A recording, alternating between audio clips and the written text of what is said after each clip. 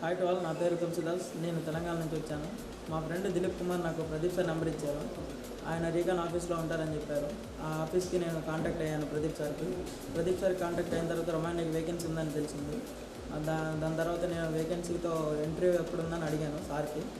దాంతో సార్ చెప్పారు ఇంటర్వ్యూ ఉందని.